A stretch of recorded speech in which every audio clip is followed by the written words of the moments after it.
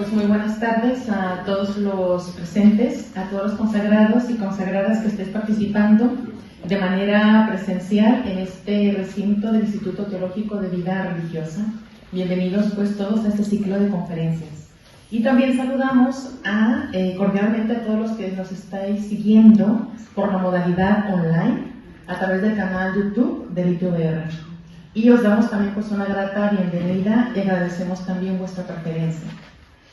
Ya estamos en el tercer jueves del ITVR, de este ciclo de conferencias organizado por el Instituto y que hemos titulado Encrucijadas, cuestiones candentes para la vida consagrada en nuestro tiempo.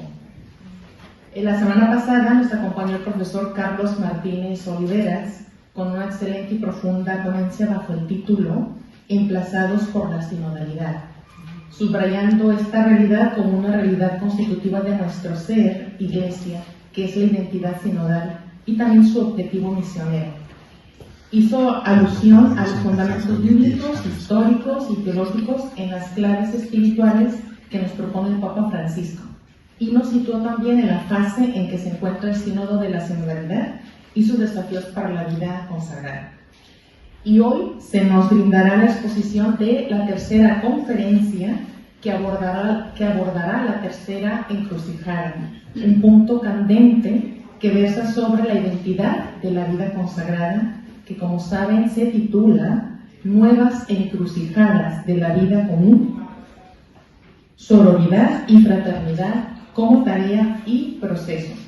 Y para ello pues tengo el gusto de presentar a nuestra ponente del día de hoy, la profesora doctora Carmen Román Martínez. Buenas tardes, Carmen, bienvenida. Gracias. Ya en otros momentos hemos tenido el privilegio de su participación aquí en el instituto. La doctora Carmen nació en Pamplona, Navarra. Es religiosa de la Congregación de Santo Domingo, o sea, Dominica. Obtuvo el grado de periodismo, así como el doctorado en teología bíblica por la Facultad de Teología de Granada, con la tesis El discernimiento en la primera carta a los Corintios. Es profesora de Sagrada Escritura en la Facultad de Teología de Granada desde el año 2001. Ha investigado fundamentalmente sobre los evangelios sinópticos y hechos de los apóstoles, la predicación de Jesús y la figura de Juan Bautista. Y no menor relevancia tiene su actividad editorial y su labor intelectual, pues ha participado en la publicación de los libros de la editorial Verbo Divino, dedicado a encuentros bíblicos desde la Lección Divina de los distintos evangelios. Forma parte del equipo de Sub de Cáritas Española, encargado de hacer los libros de los guiones litúrgicos de Adviento y Navidad y de Cuaresma y Pascua. Su último libro escrito con otros miembros de la familia dominicana lleva por título Teología para el currículo, destinado principalmente a profesores de religión, y participa mensualmente en la revista Santa Rita y forma parte del equipo de redacción de Palabra al Día de dominicos.org. Y destacamos brevemente algunas de sus tareas más relevantes. Pertenece al grupo de investigación de la Facultad de Teología de Granada sobre relecturas bíblicas y realidad actual. Es miembro también de la Asociación Bíblica Española. Imparte charlas y cursos de formación bíblica a sacerdotes, laicos y religiosos. Y también aquí en el instituto ha participado en las Semanas de Vida Consagrada de los años 2007 y 2012, es decir, la número 36 y 41 respectivamente. Participó también aquí en el curso de Navidad de 2016 y también impartió en el instituto un curso opcional en el curso 2008 y 2009. Así que lo hemos tenido muy seguido. Institucionalmente en este momento pues es directora del Colegio Mayor Santo Domingo de Granada y delegada de la zona para Europa-Asia de la Congregación Santo Domingo. Pues Carmen, gracias por tu sí a nuestra invitación y pues te cedo la palabra. Pues muchas gracias, buenas tardes a todas y a todos. Gracias por la invitación a compartir pues este jueves lluvioso de encrucijadas dentro de las cuales he tocado una encrucijada que toca nuestra identidad y que tiene que ver pues con algo muy significativo muy significativo, muy de nuestro ser, de la vida consagrada.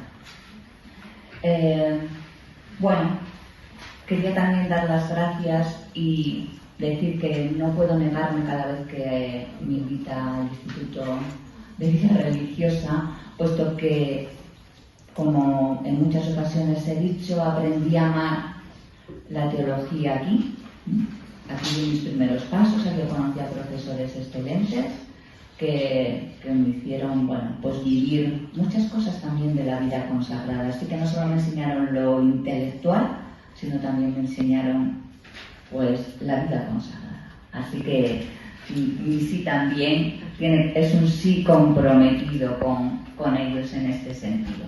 Donde es una ciudad encantadora para pasear, para salir. Y yo creo que hay más gente que antes de la pandemia.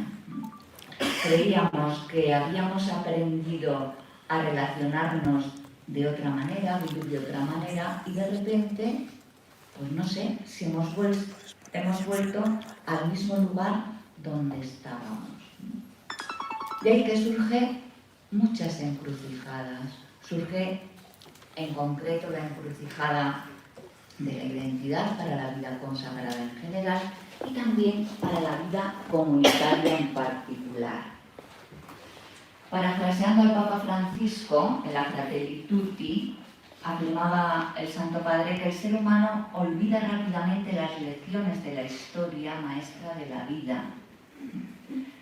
Pasada la crisis sanitaria, la peor reacción sería la de caer aún más en una fiebre consumista y en unas nuevas formas de autopreservación egoísta. Ojalá, afirmaba el Papa Francisco, que al final ya no estén los otros, sino solo un nosotros.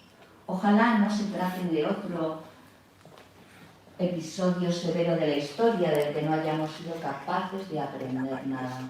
Si no logramos recuperar la pasión compartida por una comunidad de pertenencia y de solidaridad, a la cual tenemos que destinar tiempo, esfuerzo y bienes, la ilusión global que nos engaña se caerá ruinosamente y dejará a muchos a merced de la náusea y el vacío. Nosotras no hemos venido a la vida consagrada a caer en el vacío, ni a caer en la indiferencia. Nosotros hemos venido a vivir con pasión, desde lo que somos, desde la llamada que hemos recibido, desde una comunidad de pertenencia y de solidaridad. Por eso, la propuesta de esta encrucijada de hoy, Sororidad, Fraternidad, es una invitación desde el inicio a volver a lo esencial, a volver a lo nuclear de nuestra vida consagrada. Es decir, volver a ilusionarnos, a apasionarnos por vivir esa llamada que nos hizo Jesús de Nazaret. Vivirlo de esta manera implica asentar nuestro corazón en las palabras que traemos esta tarde, en la palabra hermano, en el sustantivo hermana. La vida consagrada post-COVID creo que exige hacer de nuestras comunidades un núcleo fratelli tutti. Hermanos, hermanas, todos, donde lo que se impone es transparentar la fraternidad que nuestro mundo hoy necesita. Fijaros, es curioso, yo soy la directora de un colegio mayor, me encanta el mundo de los jóvenes, aunque ya no soy tan joven y también me cansa un poco determinados horarios, pero es curioso que en el lenguaje actual las jóvenes con las que convivo a sí mismas se llaman hermanas. Antes, tiempo atrás, el calificativo era tía para todo. Y ahora se llaman hermana. Hermana, ¿me prestas esto? ¿Será que estamos necesitados de fraternidad? ¿Será que el tema de ser hermano, ser hermana, pertenecer a, forma parte de nuestra propia identidad. Vamos a definir un poco las palabras, vamos a dejarnos de alguna manera mojar por las palabras que aparecen en el título de nuestra conferencia. Palabras con significado las he titulado yo. La primera es encrucijada. Si vamos al diccionario de la Real Academia, encontramos 3 acepciones. Solo he puesto 2 porque la tercera hace referencia, es negativa, con lo cual he decidido poner el sentido positivo. La primera acepción dice lugar en donde se cruzan 2 o más calles o caminos. Por lo tanto, si nosotros estamos en un lugar donde visualizamos varias calles o varios caminos, hay que tomar la decisión de cuál camino elegir. Yo, para venir aquí al instituto, ya no recordaba, he desviado mi camino y he tenido que retroceder porque ya me he despistado y no sabía llegar. Hay que tomar una decisión y a veces esa decisión implica que hay que desandar el camino, pero todo es por un bien, tomar decisiones. La segunda acepción lo define así el diccionario. Encrucijada es una situación difícil en la que no se sabe qué conducta seguir. Por lo tanto, si no sabemos cuál es la conducta más adecuada, estamos hablando de discernimiento. Hay que discernir. Mirad, ella ha dicho, cuando me ha presentado, que mi tesis es sobre el tema del discernimiento. Estoy con los jesuitas, con lo cual por algún sitio tenía que salir el discernimiento. Pero lo fundamental del discernimiento es que hay que tomar una decisión. No se puede discernir eternamente. Ted Doom, un psicoanalista, conferenciante, no sé si han tenido oportunidad de leer algo de él, pues en una conferencia que dio a las superioras mayores internacionales, titulada Abrazar nuestra vulnerabilidad y su potencial transformador, decía que la vida tal como la hemos conocido, incluida la vida religiosa, ha llegado a su fin. No se asusten. Ha llegado a su fin. Ahora, decía él, nos encontramos en una encrucijada y tenemos una opción: abrazar nuestra vulnerabilidad y buscar el camino juntos. Buscar ese camino sinodal, juntos, juntas, aprovechar lo que la vida está tratando de decirnos. Por lo tanto, la encrucijada también nos sitúa en una nueva hermenéutica, en una nueva mirada y discernimiento sobre los acontecimientos. Estamos ante una encrucijada de gracia, decía este autor. Todas las encrucijadas, todas las crisis son gracia. Gracia. Y la buena noticia, decía él a la vida religiosa, puesto que es laico, es que la vida religiosa no se está muriendo, se está transformando.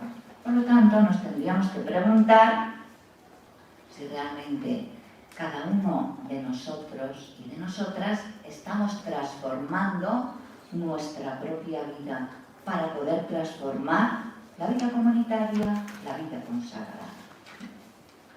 Más palabras con significado: hermano, hermana. Pues la palabra hermano y hermana procede de la raíz griega delphis, que significa seno materno. Y ya sabemos que seno materno implica haber nacido hermano de la misma madre o hermana. Aunque también esta palabra se utiliza para expresar otros tipos de parentesco: sobrinos, tíos, primos hermanos, también son hermanos. Incluso nosotros llamamos hermanos o se llama hermanos a personas cercanas, amigas. Es que esta amiga o este amigo es como mi hermano, mi hermana. En latín, la palabra frater, hermano, es un término de larga tradición que en realidad incluye hermano y hermana, el masculino y el femenino. Mientras que sororidad pues viene de la palabra latina soror, hermana, y se refiere más específicamente a las mujeres, es decir, a las relaciones que caracteriza a las mujeres. pero unas relaciones basadas en la solidaridad, en la amistad, en la creación de lazos, de alianzas, de nuevos proyectos. Es una especie de hermanamiento, bueno, al modo de ser femenino.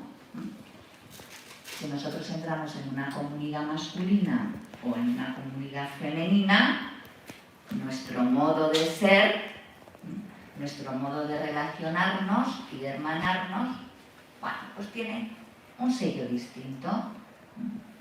Un sello distinto en el sentido de modo, de estilo, de nuestra capacidad de relacionarnos.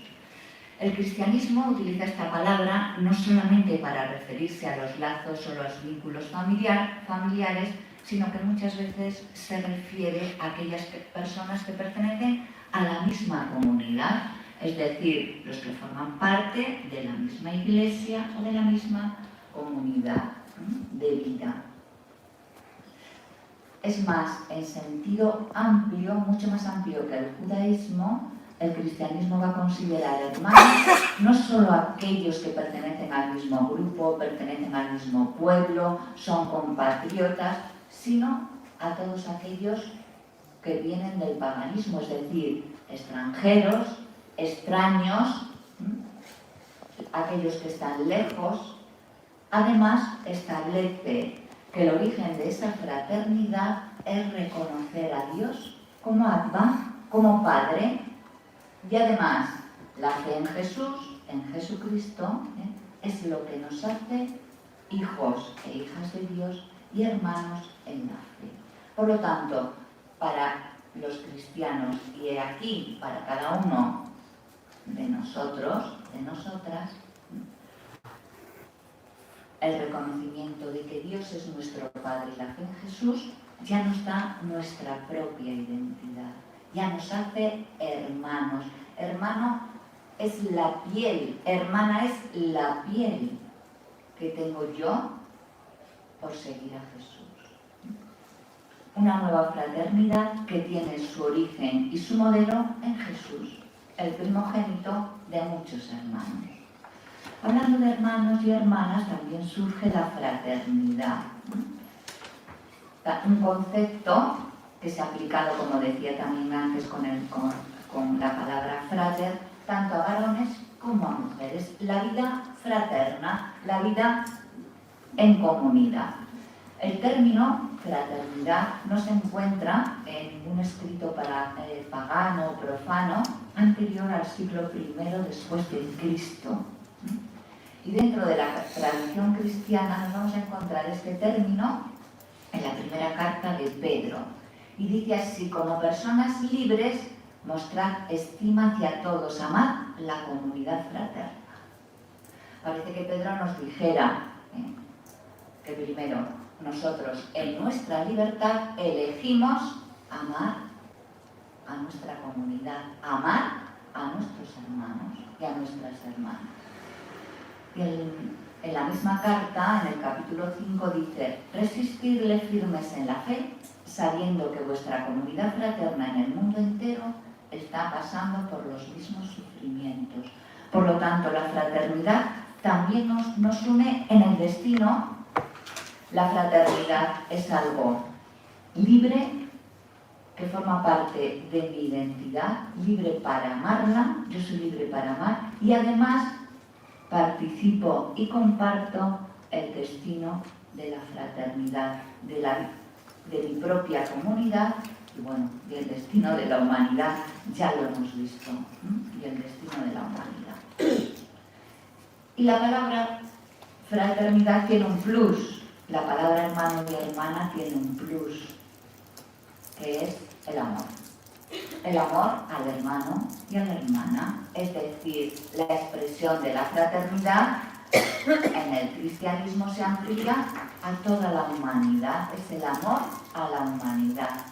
En numerosas ocasiones aparece en el Nuevo Testamento, lo encontramos en Pablo, en las cartas de Pedro, también en la carta a los Hebreos, y estas palabras conforman la identidad cristiana. La identidad cristiana la conforma la fraternidad, el hermano y la hermana. de todos aquellos que son creyentes en Cristo y conecta a su vez pues claves teológicas y comunitarias. El seguimiento a Jesús, el discipulado de Jesús va a traer consigo unas claves, hermanos, de fraternidad, una nueva fraternidad. Hermano, hermana, fraternidad, amor. ¿Desde dónde resituarlas? ¿Desde dónde dinamizarlas? ¿Cómo hacerlas latir en nuestra comunidad de vida? Bueno, pues vamos a ver un poquito el concepto de fraternidad sororita en el Antiguo Testamento. La cuestión de la relación con Dios, con el otro, con el hermano, con la creación, ya aparece, nada más abrir los primeros capítulos del libro del Génesis. A todos nos resuena esa frase que tantas veces, bueno, no sé si tantas, pero que algunas veces nos ha resonado. ¿Dónde está tu hermano? ¿Dónde está tu hermana? Y no se refiere al lugar, no se refiere a que tengamos que saber en todo momento dónde está nuestro hermano o nuestra hermana, sino que es algo más. ¿Qué has hecho con él? Es la pregunta, ¿no?, de Dios a Caín. ¿De qué manera vive su destino como una responsabilidad tuya? El hermano, tu hermana, es responsabilidad tuya. Es compromiso personal. La cuestión de la fraternidad, sororidad en la Biblia va a estar muy centrada en el Antiguo Testamento en las relaciones de un pueblo de hermanos que deben ser solidarios unos con otros. Israel se va a descubrir como pueblo a la vez que hace la experiencia de la esclavitud y de la opresión, es decir, en la crisis, es decir, en la encrucijada, cuando entra en caos y en shock quiénes somos, nuestra propia identidad. En Egipto es cuando Israel clama al cielo, suplicando su liberación, clama a Dios, y es en ese momento cuando el pueblo de Israel descubre quién es ese Dios, quién es Dios, y a la vez se descubre a sí mismo como un pueblo liberado, como un pueblo de hermanos, liberado y solidario, con una corresponsabilidad de destino. Lo que me pase a mí, le pasa a otros. Le pasa a mi hermano, le pasa a mi hermana. El libro del Levítico y el Deuteronomio en diversas ocasiones van a utilizar, muy curioso, la expresión el hermano israelita o el hermano hebreo. Y este significado, o estas dos expresiones, se utilizan principalmente para el hermano pobre, para el hermano vulnerable, para el hermano y la hermana frágil. Probablemente el autor bíblico quería expresar, y esa era la manifestación del pueblo, la cercanía con el necesitado, el no olvido del que sufre, del vulnerable, del que no cuenta, y por tanto la responsabilidad del que tiene, en este caso del israelita adinerado, respecto de la suerte del pobre. Los profetas insistirán en lo mismo. Cada vez que aparece la palabra hermano, es en relación al pobre, al que no hay que olvidar, al que ha sufrido la injusticia. Por eso Israel se considera un pueblo de hermanos, precisamente porque todos son descendientes de Moisés, son descendientes de Abraham. ¿Qué es lo que les hace hermanos? Su identidad como pueblo, su destino común, y junto a su destino común, su proyecto común. Evidentemente, en el Nuevo Testamento, la fraternidad pasa a ser lo nuclear, lo central de la nueva comunidad que hace Jesús con sus discípulos. La palabra hermano o hermanos va a aparecer muchísimas veces en el Nuevo Testamento, en numerosas ocasiones.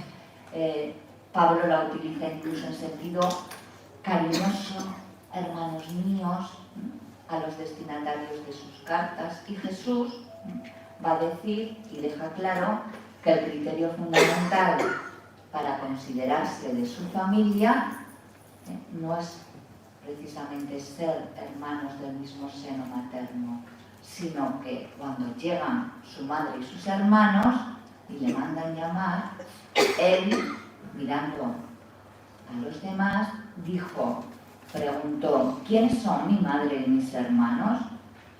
Y mirando a los que estaban sentados a su alrededor, dijo, estos son mi madre y mis hermanos.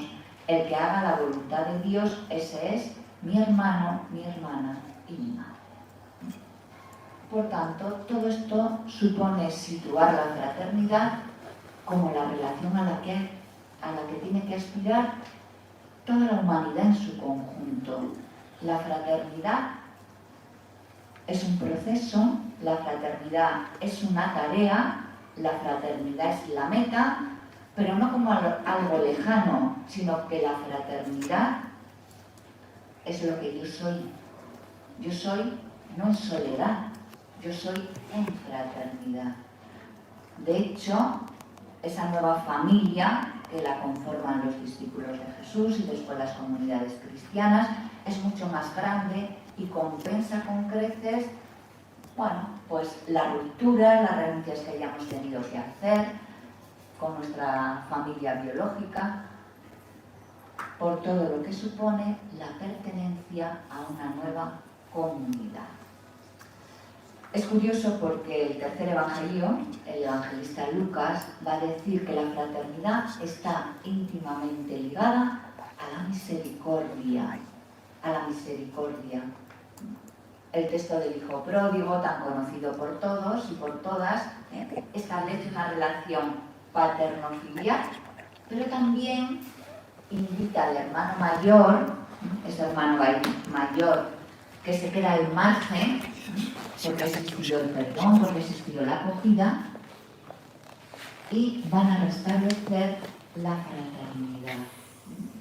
La fraternidad además exige la capacidad de perdonar al hermano que peca o que te ofende. Incluso la corrección fraterna es una forma de responsabilidad para con el otro. Pero claro, tiene que hacerse sin hipocresía, porque muchas veces nos centramos en la mota que tiene nuestro hermano en el ojo y no estamos viendo evidentemente la viga que tenemos nosotros en el nuestro.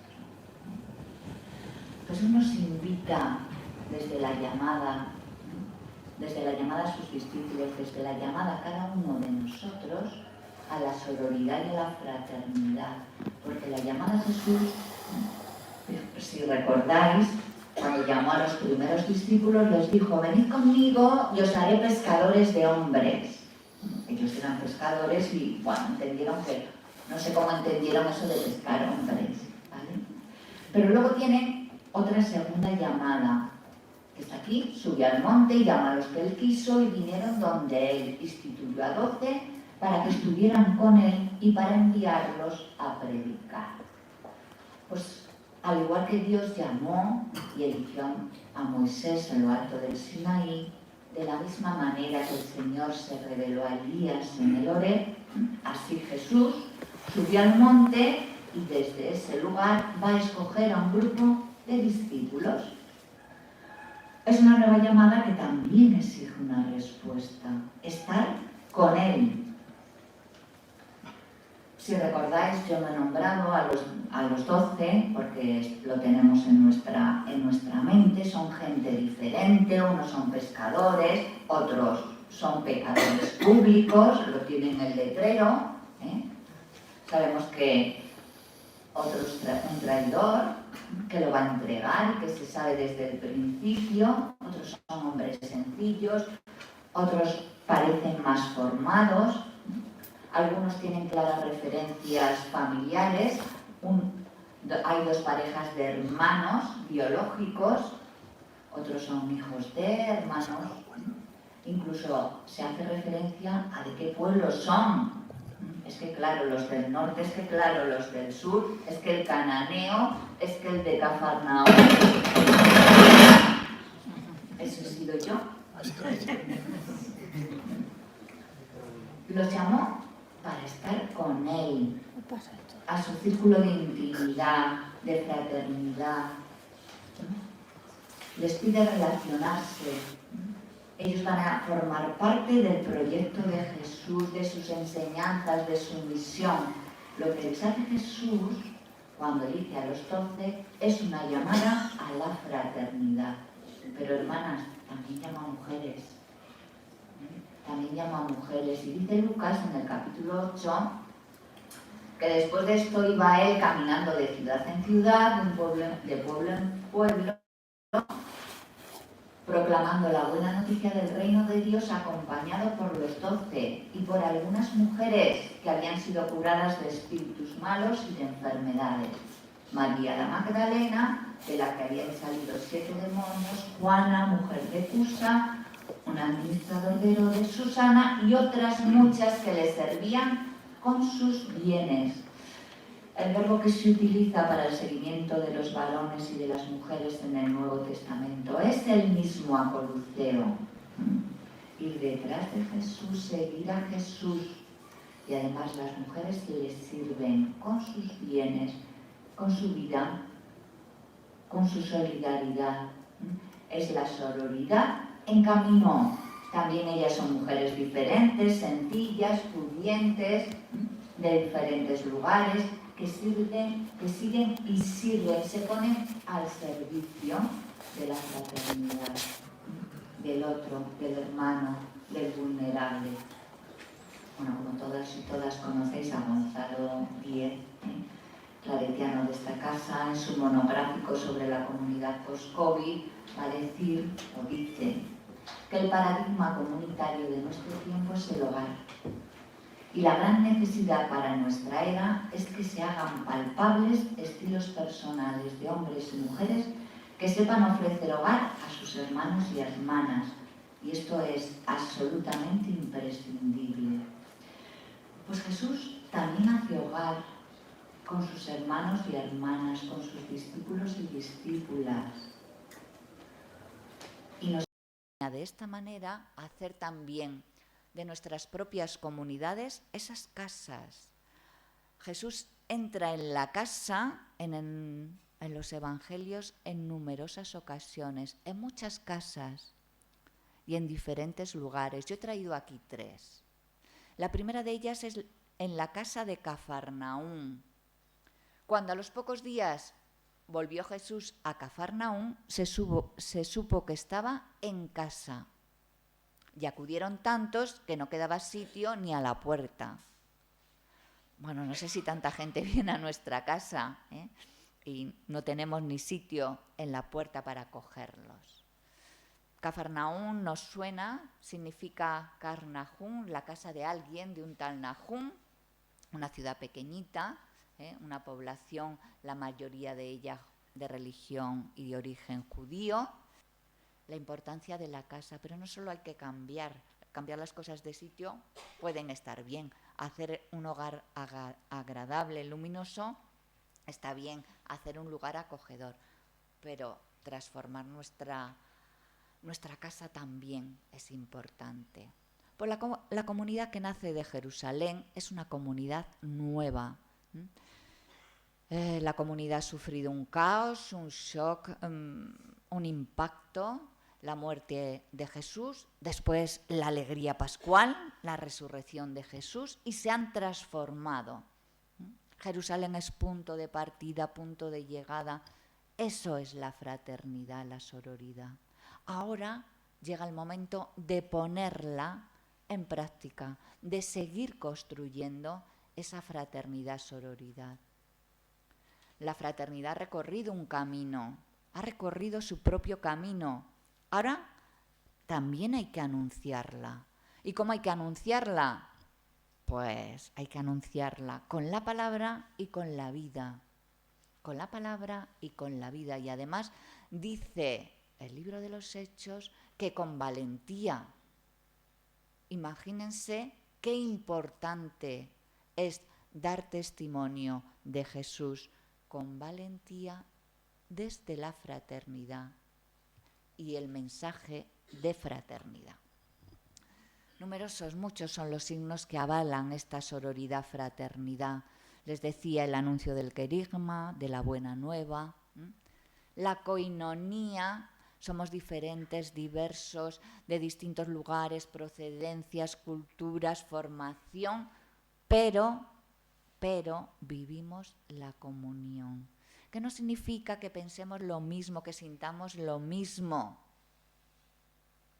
que nos sentemos en los mismos sitios, en el mismo lugar y en el mismo, que podemos hacer cosas diferentes, distintas, que las hagamos, pero que vivamos la comunión, la unión del corazón, de corazones. Signo de fraternidad es la oración. No me extiendo en esto. La fracción del pan, la Eucaristía, el compartir los bienes. Signo de fraternidad. No solo los que vivimos o las que vivimos en la misma comunidad, con el otro, con el pobre, con el que no tiene, con el vulnerable, con el frágil. Y para mí un signo que me encanta y que creo que tiene mucho que ver, que me encanta de Jesús y que tiene mucho que ver con nuestra vida comunitaria, y creo que deberíamos aprender este signo y este gesto de fraternidad, es sentarnos a la mesa. Y me diréis, pero si nos sentamos a la mesa todos los días nos sentamos a la mesa. ¿Con quiénes nos sentamos a la mesa? ¿Cuánto tiempo estamos a la mesa? ¿Qué hacemos en la mesa? Bueno, vamos a descifrar un poco este sentarnos a la mesa, porque nos sentamos para comer, ¿no? Pues yo creo que la expresión más significativa de la sororidad fraternidad en la vida consagrada tal vez sea la de sentarnos juntos y juntas a la mesa. La mesa es el lugar donde se come, donde se bebe, donde se alegra el corazón, depende de lo que bebamos, claro. No, depende de la alegría que traigamos. Se estimula la vida. La vida se mueve en la mesa. Se cuentan anécdotas. Se cuenta lo cotidiano, lo que se vive, lo que nos preocupa, lo que nos anhela, nuestros sueños, lo que queremos, lo que no queremos. Se nos nota en lo que hablamos, en lo que no hablamos. Se nos nota en nuestra prisa al comer, se nos nota cuando nos levantamos y nos vamos.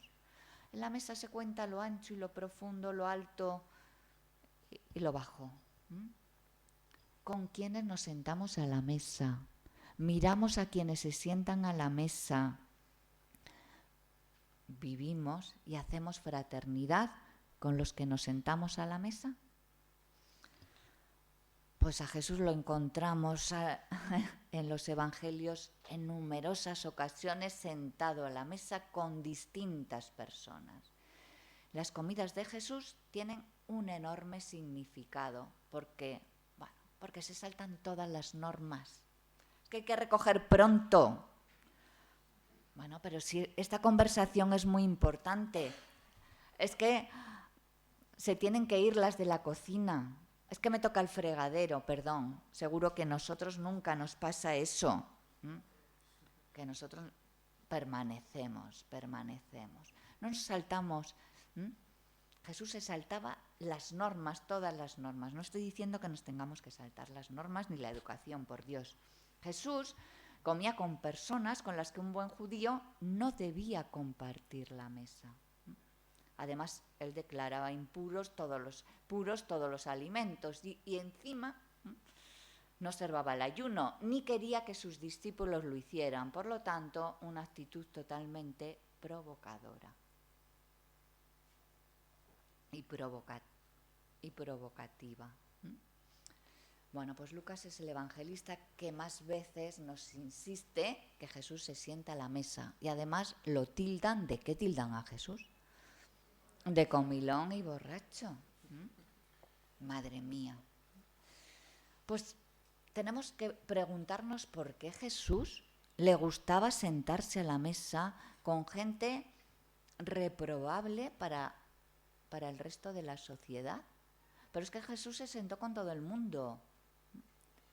Y con esta forma de actuar de Jesús era una manera de decir y de invitar a todos a quitar una situación de marginación, a incluir a todos, a generar una nueva fraternidad, donde están incluidos todos, donde nadie se excluye. Es una comensalidad incluyente. El reino, además, es un gran banquete en el que los puestos de honor se organizan de otra manera, ¿eh? No es la superiora, la ecónoma, la hermana tal, la siguiente. No. Los puestos son de fraternidad, de sororidad, diferentes. Un banquete al que hay que invitar a los cojos, a los ciegos, a los lisiados, a los indigentes, a todos. Pues Jesús se sienta a la mesa, no sé cuánto tiempo me queda, no mucho. Puedo, vale, tranquila. ¿Con quiénes se sienta Jesús a la mesa? Pues lo primero que nos choca es que Jesús se sienta a la mesa con pecadores y publicanos. Escándalo mayúsculo. Los pecadores y los publicanos son gente, bueno, por supuesto, pecadores públicos apartados de la buena gente, apartados de la esfera de Dios. Un hombre bueno, serio, no puede sentarse con ellos a comer. Y Jesús no solo se sienta a la mesa, sino que los llama a su seguimiento, porque ¿a quién ha venido a buscar? ¿A quién ha venido a buscar? Al que estaba perdido. Por eso Jesús realiza una fraternidad, sororidad incluyente. Él no hace discriminaciones, come con todos, con los mal vistos, con los excluidos. ¿Para qué? Para integrarlos en la alegría y en el festín del reino. Esa es la clave. También los pecadores y los publicanos son hermanos, pertenecen a la fraternidad, forman parte de la identidad de nuestro mundo y también de nuestra propia identidad como consagrados y consagradas. Jesús también se sienta con los fariseos, con la buena gente. No penséis en esto de no excluir, no excluye a nadie. Claro que cada vez que se sienta a la mesa con ellos tiene conflictos. A lo mejor nos tenemos que preguntar nosotros si es que nosotros nos sentamos a la mesa con la buena gente o la gente se sienta con nosotros porque somos buena gente. Y por eso entramos en conflicto. Pues en este contexto y en estas mesas donde rige los valores judíos convencionales, nos encontramos las mayores polémicas y las enseñanzas de Jesús. De nuevo nos encontramos con una actitud de Jesús que choca con la mentalidad religiosa de su tiempo, porque los valores alternativos del reino de Dios se centran en el otro, en el hermano, en la hermana, en el otro. Eso son lo alternativo, no es búsquedas, otras encrucijadas que el hermano y que la hermana. Se trata de pasar de la reciprocidad interesada, te invito porque me invitas, porque me puedes invitar, porque soy bueno, porque soy justo, porque al amor gratuito, a la total gratuidad, que tiene su piedra de toque en la acogida y en la solidaridad con los pobres y con los marginados. Finalmente, Jesús se sienta en la mesa con sus discípulos. Hombre, digo yo que todo el tiempo que Jesús pasó con sus discípulos, muchas veces se sentaría a la mesa con ellos y comió en numerosas ocasiones, ¿no? Pero hay 3 comidas en 3 momentos claves que Lucas, el tercer evangelista, realza de forma especial y que yo quiero traer hoy aquí, un poquito por su significado y su sentido, ¿no? Una es la cena, la Eucaristía, pero no es en sí la Eucaristía, que todos los días participamos como hermanas y como hermanos en la Eucaristía, aunque ahora no lo sé si tenemos Eucaristía juntos y juntas, pero bueno, y 2 comidas después de la resurrección. Pues son comidas en las que de alguna manera Jesús va a mostrar a sus discípulos cómo ser hermanos, cómo continuar siendo hermanos y hermanas. La primera de ellas es, como he dicho, la cena pascual, Cuando llegó la hora, se puso a la mesa con los apóstoles. Hermanos, amigos, un amor sin límites. La cena pascual, la última cena de Jesús, es el amor entregado, sin límite. Pero no quiero centrarme en esto, sino en lo que viene después de la institución de la Eucaristía, donde Jesús va a dar una gran lección a su grupo de discípulos. Dice el texto, solo lo tiene Lucas. Entre ellos hubo un altercado sobre quién de ellos parecía ser el mayor. Ya estamos aquí con el mayor. Y mi novicia, bueno, no mía, pero mi alumna novicia, que no quiere ser la mayor. Pero aquí la gente quiere ser el mayor. Porque, ¿quién es el mayor? ¿El que está sentado a la mesa o el que sirve? ¿No es el que está a la mesa? Pues yo estoy en medio de vosotros como el que sirve. Pues Jesús habla de un Dios que no busca nada para sí, que es puro amor, que se entrega, que además entrega a su propio Hijo. Pero además, para Jesús, en el Evangelio de Lucas, el ser humano no tiene que dar nada a Dios. Dios no le pide que le dé nada, sino que sirva al hermano, a la hermana. Que esté en la mesa para servir, como el que sirve. Y además, lo que va a hacer Jesús, servida, entregada, la entrega. Bueno, no sé si es el momento de mirar rostros comunitarios, de nuestra propia casa, de nuestra propia comunidad, donde eso es lo que se nos pide. Yo es que soy muy buena y yo creo que oro, asisto a todo lo que tengo que hacer y además estoy en un grupo de solidaridad y la hermana y el hermano. El Hijo del Hombre no ha venido a ser servido, sino a servir y a entregar la vida. Y nosotros, discípulas y discípulos, pues exactamente igual. El segundo relato es los discípulos de Emaús. Quédate con nosotros es la invitación. Quédate. ¿Quién es este que nos ha acompañado en el camino? Algo intuían los discípulos. Quédate. Y al entrar se quedó y sucedió que se puso a la mesa. De nuevo en la mesa. Tomó pan, pronunció la bendición, lo partió y se lo iba dando. Entonces se le abrieron los ojos y le reconocieron, pero él desapareció. El episodio de Emaús termina diciendo que aquellos que iban de camino desilusionados, porque a veces, solo a veces, pero muy de pasada la vida, pues también comunitaria, la fraternidad, nos puede desilusionar. Digo que solo un ratito, luego ya volvemos a lo mismo. Pues regresan ahora con el corazón encendido a Jerusalén para anunciarlo a sus hermanos. ¿Qué nos ha ocurrido? Estábamos ciegos, lo hemos reconocido, está con nosotros. Tenemos que anunciarlo. Tenéis que compartir nuestra alegría. ¿Por qué tenéis que compartir nuestra alegría? Porque sois nuestros hermanos, nuestras hermanas, porque la alegría es común, porque formáis parte de mi identidad. El pan y la palabra son esenciales en esta transformación de la fraternidad sororidad, que se hace anuncio de la alegría pascual. Ser hermano, hermana, ser comunidad fraternal, ser comunidad sororal,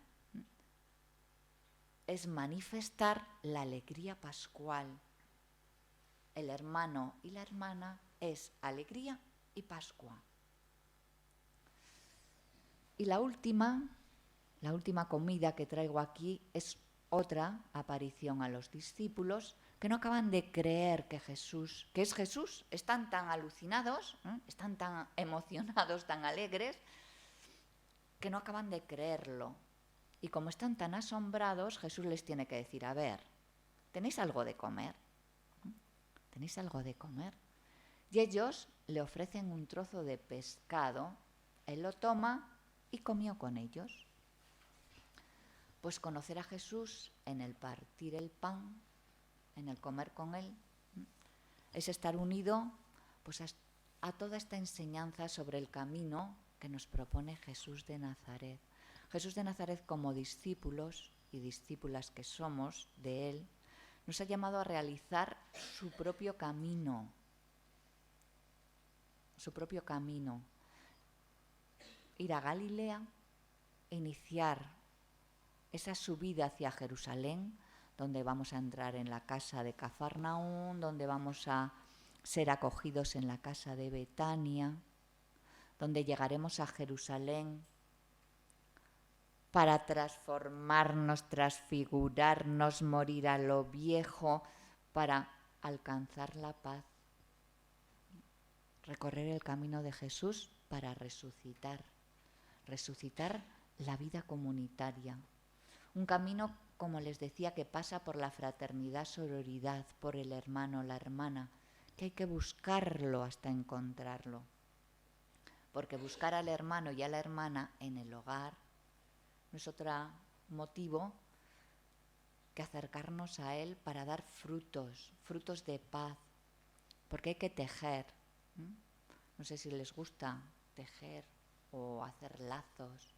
La fraternidad y sororidad en este mundo que está en crisis, en este mundo que necesita de nuestro cuidado, de nuestra cercanía, pero de nuestra cercanía frágil, vulnerable, no desde desde nuestro estatus o desde nuestro creernos algo. Por eso tenemos que abrir la ventana al aire, al viento. Hoy Madrid me recibía con un viento, Pues al viento de lo vulnerable, del frágil, del que sufre, al viento de una fraternidad, sororidad resucitada. Y voy concluyendo. Fraternidad, sororidad en la vida comunitaria. ¿Cómo debe ser la vida comunitaria? Si yo lo supiera, tarea, proceso, camino. Por eso la vida comunitaria y fraterna debe interpretarse, reconocerse como don. Es lo primero, es un don. Y puesto que es un don, también implica pues una tarea. Es la llamada de Jesús que nos hace con el hermano y con la hermana. No nos llama a un camino solitario, es que ya va en la llamada. Nos llama con otros, nos llama con otro, con otra.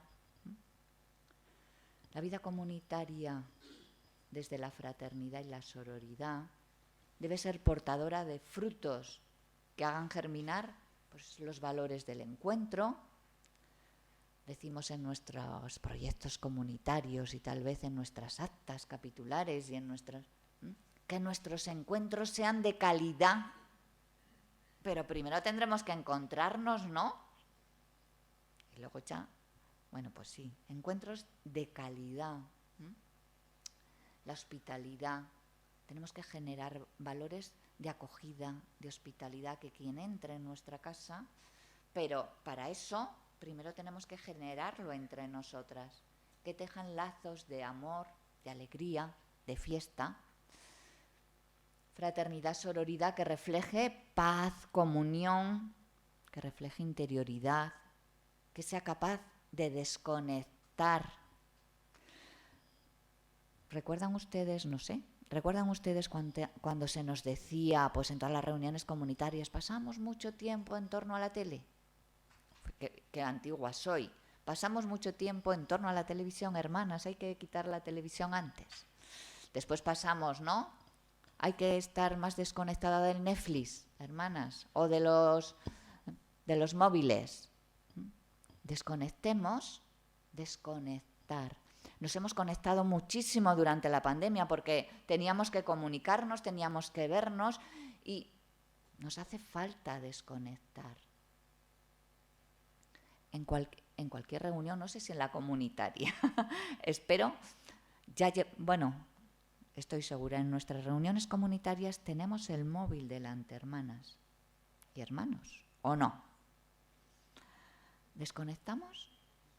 Llevamos a la capilla el móvil, desconectamos, es que tengo los laudes, tengo las vísperas. Desconectemos. Fraternidad, sororidad, que sea capaz de sentarse a la mesa para hacerse fratelli tutti. Y todo esto, como decíamos al principio, solo hay una clave, un hilo. Todo esto se hace desde Jesús y todo esto se hace desde el amor. Y yo lo he traducido, para terminar, si me lo permiten, desde los afectos. Hay un poema de Daniel Russo, bueno, igual se lo han escuchado a Mario Benedetti, pero el autor es Daniel Russo, que se titula así. Lo voy a parafrasear porque es muy largo, o sea, voy a leerlo, pero el poema es mucho más largo. Y se titula Desde los afectos.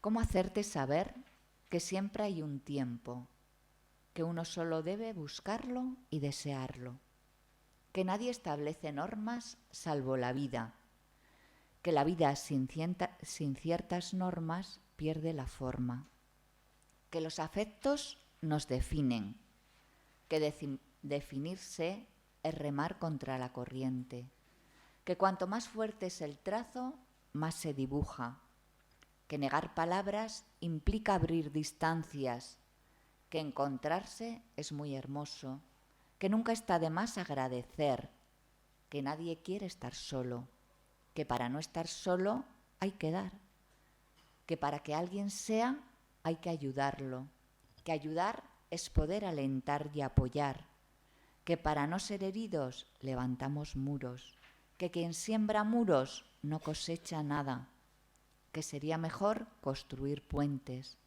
que sobre ellos se va a la otra orilla y que también se vuelve. ¿Cómo hacerte saber que nadie establece normas salvo la vida? Y todo desde los afectos. Pues muchas gracias.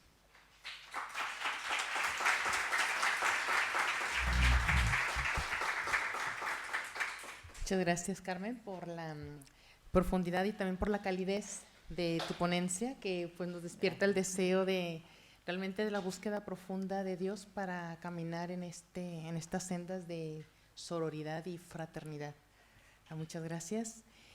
Vamos a dejar un espacio para preguntas. Si queréis hacer preguntas, pues os invitamos a pasar aquí al micro para que nos escuchemos. Entonces, podemos ir pensando alguna pregunta que tengamos. Yo tengo una pregunta. Hablaste de varias, me gustó mucho esta parte de, bueno, yo le pongo calor de hogar, ¿verdad? Nuestras comunidades o nuestra vida comunitaria como fomentar este calor de hogar. Y para esto has hablado de esta inclusión, ¿no? Yo aquí he puesto una nota, es reconstruir nuestra vida comunitaria, ¿verdad? A la luz, o resucitar, dijiste, la vida comunitaria. Estamos en un tiempo también donde nuestras comunidades ya son de varias culturas, vivimos con muchas culturas y también con varias generaciones, ¿verdad? Más jóvenes, más adultas, más mayores. ¿Tú cuál ves que sea como esa clave para vivir esta sororidad, fraternidad, en medio de esta multiculturalidad que estamos teniendo, pues, que ahora ya también estamos teniendo en nuestras comunidades? o el reto, ¿verdad?, que tenemos de esto. Bueno, pregunta difícil, que no tenemos todas las claves. Yo vivo en comunidad con hermanas de 86 años, 2 hermanas, otra de mi edad, más o menos. No vivo con gente de otros países, ¿vale? Sino de otras edades. Yo creo que lo dice la carta de Pedro, por eso no, para no echármelo yo encima, que hay algo fundamental para la vida comunitaria, ya en clave antropológica, ¿vale?, por decirlo así, que es la libertad. Desde la libertad para ser yo misma, para ser diferente,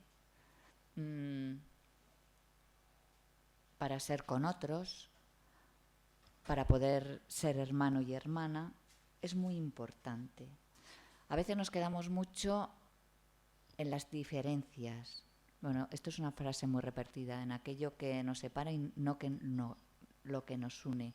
Pero la fraternidad, desde nuestra antropología y desde nuestras relaciones, hay que cuidarla, hay que hacerla. Es verdad que todos tenemos de alguna manera pues clara que nuestra opción es el seguimiento a Jesús, que vivimos en comunidad y que es Él quien nos aúna, pero luego vivimos las relaciones. Y las relaciones se amplían a edades diferentes, a culturas diferentes.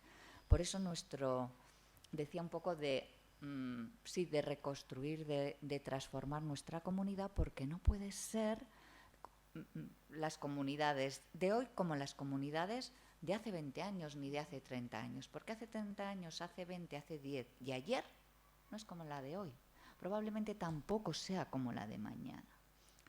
Entonces nosotros no podemos tener como algo totalmente establecido en nuestra vida comunitaria. Nosotros tendríamos que ser un poquito como flexibles para poder acoger todo lo diferente.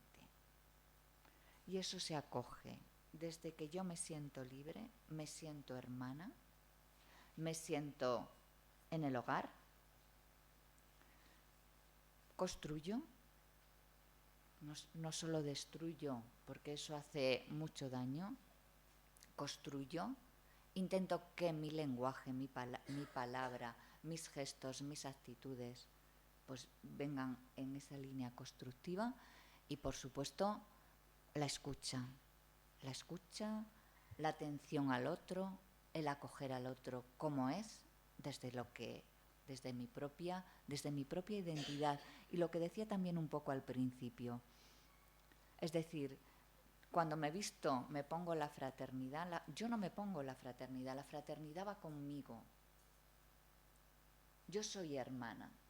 Entonces, desde ahí puedo entender a cualquiera. Hago así como una mirada a todos. Debería entender a cualquiera, debería acoger a cualquiera. Y entender no significa que tenga que comprender los entresijos ni la urdimbre de la personalidad de cada uno, sino que me abro a la riqueza que es el otro. Un poquito podría ir en esa clave para resucitar, pero flexibles, porque el pasado está muerto, el pasado no es, vivimos un presente y el futuro pues lo tenemos que construir, lo haremos, pero lo hacemos en el hoy. No esperemos a ver cómo será la vida religiosa del futuro. La vida religiosa del futuro, las comunidades del futuro, son las comunidades que transformemos hoy. Distintas, diferentes, pluriculturales, de edades distintas. En realidad es una opción por el hermano, por la hermana, hacer una opción. Por como es la persona. Y, ¿no ibas a decir algo? No. Sí. Bien. ¿Alguien más tiene alguna pregunta? Allí.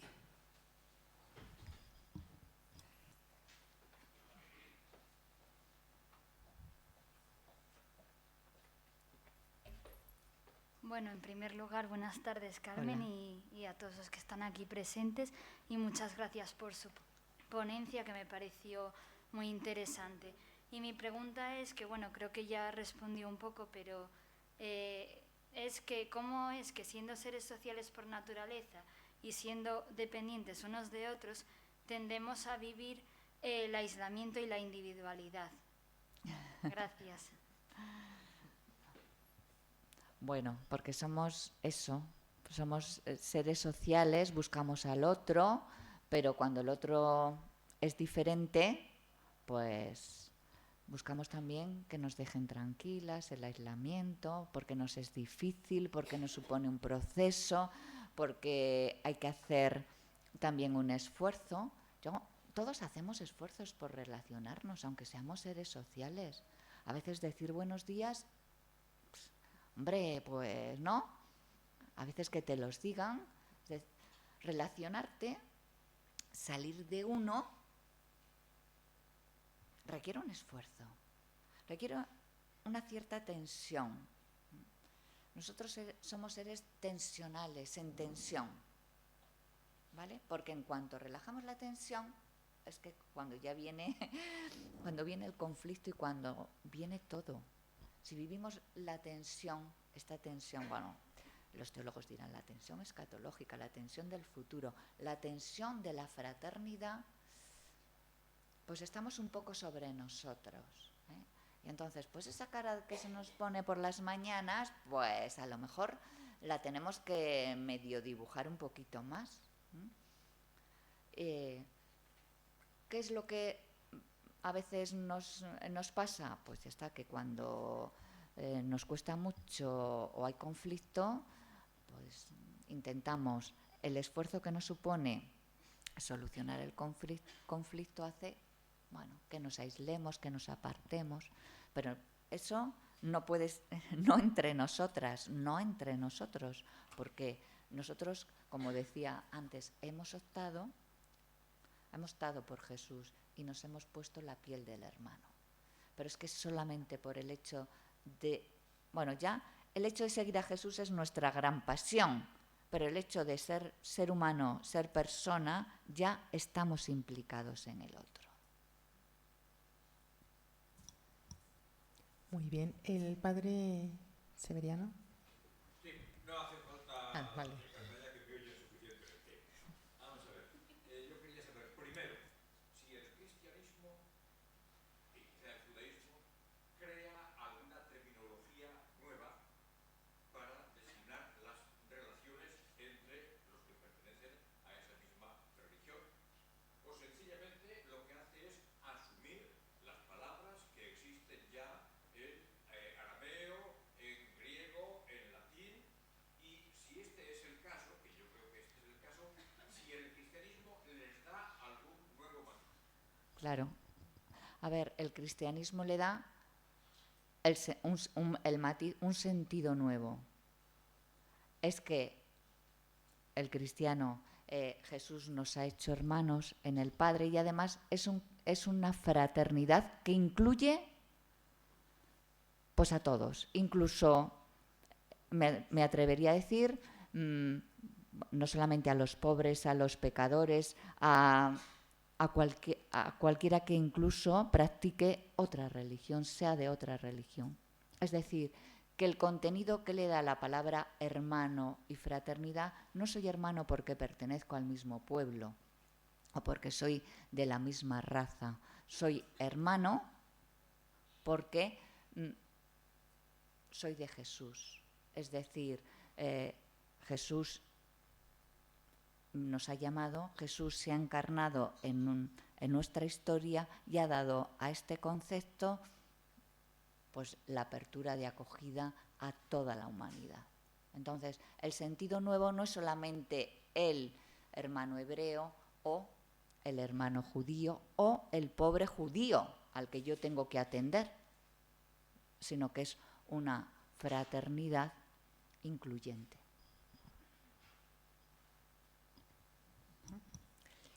Muy bien. Gracias, Carmen. Se nos cumple ya el tiempo de nuestra sesión. te agradecemos nuevamente pues tu exposición que nos impulsa pues a transitar estos caminos de fraternidad de manera paciente, de manera humilde, de manera procesual, ¿no? Que no es un camino que hay que recorrer. Entonces, pues muchísimas gracias. Muchas gracias. Y estás invitada para la siguiente. Muchas gracias. Y bueno, pues os recuerdo que el siguiente jueves tendremos la conferencia del profesor Ángel Cordovilla Pérez, titulada La ineludible centralidad de Cristo para la teología de la vida consagrada. Entonces, pues muchas gracias a todos por vuestra participación presencial, online. También pedimos pues disculpas por estos atrasos que hemos tenido. Y pues os esperamos el próximo jueves, si Dios quiere, y os deseamos pues una bonita tarde. Nos vemos en la próxima. Gracias.